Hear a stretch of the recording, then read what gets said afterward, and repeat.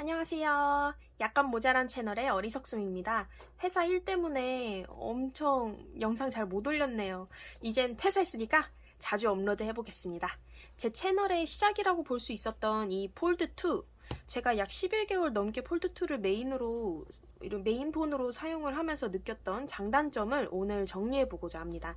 최근 폴드 3세대가 나오면서 기존 폴드2에서 넘어갈까 말까 고민하시는 분과 Z 플립에서 폴드로 넘어갈까 아니면 폴드 3를 폴더블 폰으로 입문을 하시려는 분들이 계실 것 같았는데 오늘 영상이 큰 도움이 되시길 바라면서 그러면 영상 시작해 보도록 하겠습니다. 그럼 장점 먼저 시작해 볼게요.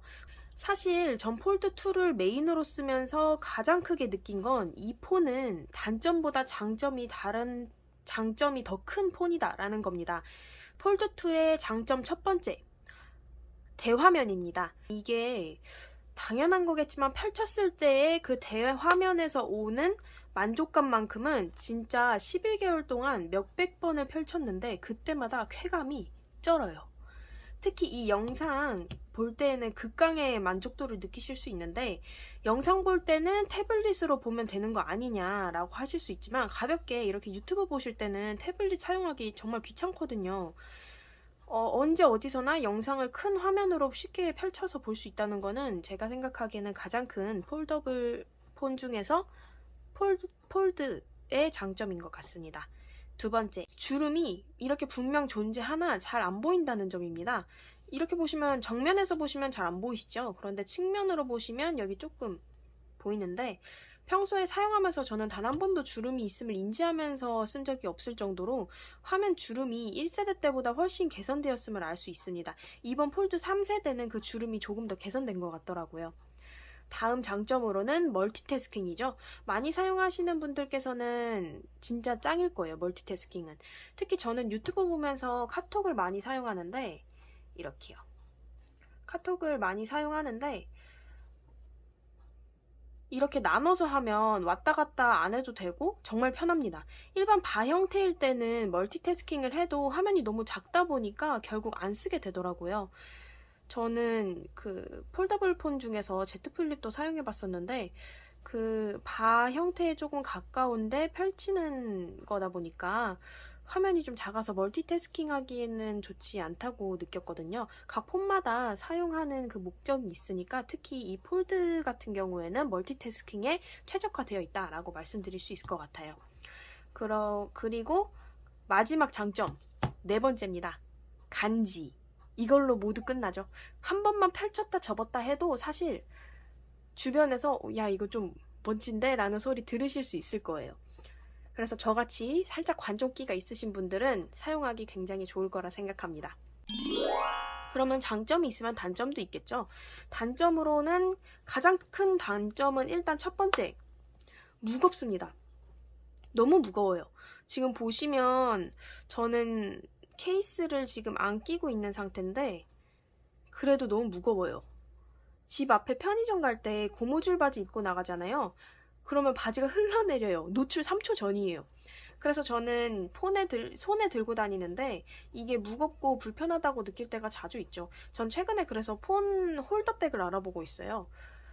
11개월 쓰다가 못 참겠어가지고 남성분들의 경우에는 홀더백 같은 거는 더 안 쓰시는 걸로 알고 있어서 벨트를 짱짱하게 매시던가 아니면 고무줄 바지를 입지 마시던가 손에 들고 다니시던가 하셔야 될 것 같습니다.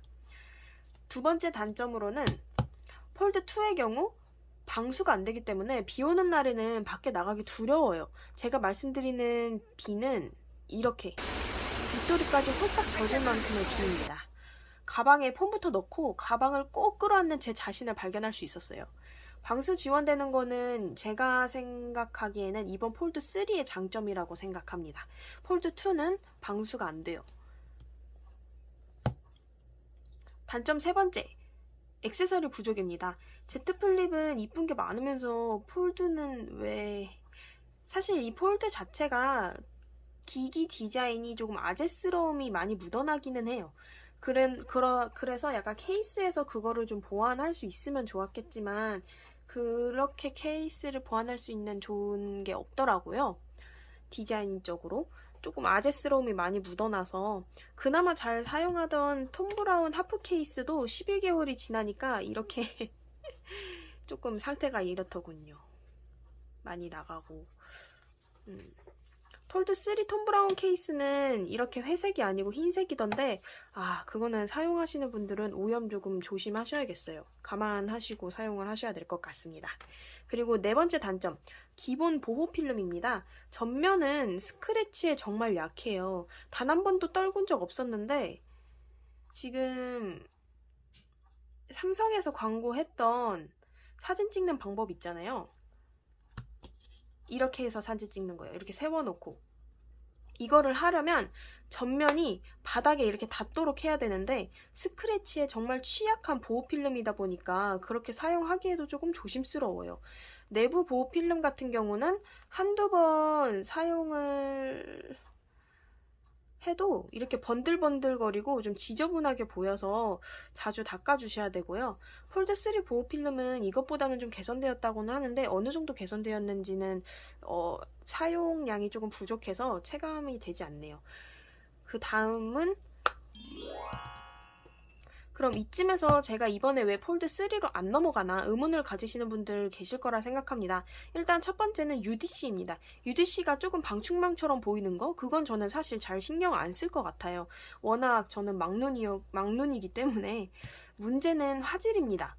UDC다 보니 아무래도 2세대의 펀치홀 화질보다는 떨어질 수밖에 없죠. 저는 화질을 더 우선시해서 폴드2로 남기로 했습니다. 그리고 두 번째로는 S펜인데 이거는 폴드3의 최대의 장점 중 하나이지만 케이스에 수납하는 방식이다 보니까 옆에 이렇게 넣어서 사용하더라고요. 그러다 보니까 좀 더 무거워지고 가뜩이나 아재스러움이 조금 묻어나는 폰인데 더 투박해 보이더라고요. 저는 이 두 가지 이유가 넘어가지 않은 가장 큰 이유 중에 하나인데, 가장 큰 이유인데, 사용자분들 가운데 저와 같이 우선순위가 화질, 그리고 S펜을 쓰기에는 조금 투박하다 싶은 분들은 2세대를 구입을 하시거나 아니면 2세대 분들은 그냥 남아 계시면 될 것 같고, 나는 방수 기능이 꼭 필요하다. 그리고 평소에는 펀치홀이 너무 거슬려서 이번 UDC가 필요할 것 같다. 이런 싶으신 분들은 S펜이 꼭 필요하다면 3세대로 넘어가시면 될 것 같습니다. 제가 느끼기에는 폴드2, 폴드3 모두 잘 만들어진 제품이기 때문에 제가 방금 말씀드렸던 것처럼 취향의 문제가 되지 않을까 싶네요. 그리고 추가적으로 여기 뒷면 카메라 섬도 디자인적으로는 폴드3가 좀 더 예뻐요. 자, 그럼 오늘은 여기에서 마치도록 하며 시청해주신 분들 오늘도 좋은 하루 보내시길 바라겠습니다. 안녕히 가세요.